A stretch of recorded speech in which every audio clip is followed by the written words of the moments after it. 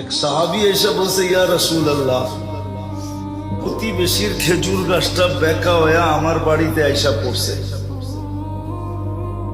কিন্তু খেজুর যখন পাইকা পড়ে তা আমার বাচ্চারও দুই একটা কুড়ায় নেয়, কিন্তু প্রতিবেশীটা এমন যে মুখের ভিতর থেকে পর্যন্ত আঙ্গুল দিয়া বাহির করে নেওয়া যায়। আপনি একটু ওরে বলেন না, হয়তো আমার কাছে বেচা ফেলো, আর নইলে খেজুর গাছটা একটু নিয়ে দেন আমাকে। আল্লাহ রসুল টাইকা জিজ্ঞাসা করছে, কিন্তু ওটা প্রতিবেশী হলে কি হবে?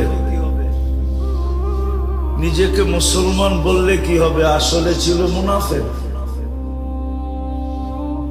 আল্লাহ রসুল বলছে, খেজুর গাছটা দিয়া দে, জান্নাতে একটা খেজুর গাছ তোকে নিয়ে দিব। তো বলছে, ইয়া রাসূলুল্লাহ, এটা ছাড়া যদি আরেকটা বলতেন তো দিয়া দিতাম। এটার খেজুর গুলো আমার বাচ্চার খুব পছন্দ। তো পাশেই দাঁড়ানো ছিল আবু দাহদা রাদিয়াল্লাহু তাআলা আনহু। নাম ছিল কি? আবু দাহদা, দাহদা না, দাহদা। উনি দাঁড়ানো ছিল।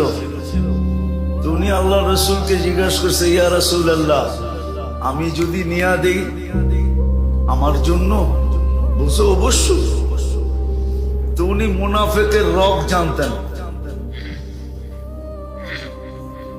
জয়া বলছে, শুন, খেজুর গাছ বেচা ফেলা।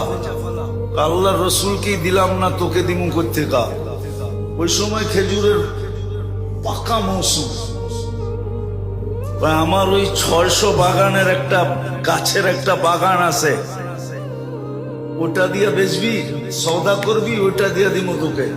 আমার এই খেজুর গাছ দিয়া দে। একটা বিনিময়ে কয়টা? কত? তাও পাকা ফল গাছে, পাকা ফল। আরবদের নিয়ম ছিল, যখন খেজুর পাকতে থাকতো, তো এখনো মদিনায় গেলে দেখবেন আপনি খেজুরের বাগানের ভিতরে ছোট একটা ঘর পাবেন, ছোট একটা ঘর পাবেন। কেননা খেজুর যখন পাকতে শুরু করে, তোরা এন্টার ফ্যামিলি সহ এখানে চলে যায়, আর শেষ খেজুরটা পর্যন্ত ওইখানে থাইকা এটাকে সুরক্ষা করে।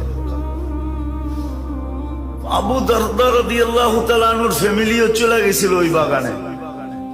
তো বলছে, ঠিক আছে, ঠিক আছে। ওই 600 খেজুর গাছওয়ালা বাগান যদি দাও, তাহলে এটা দিতে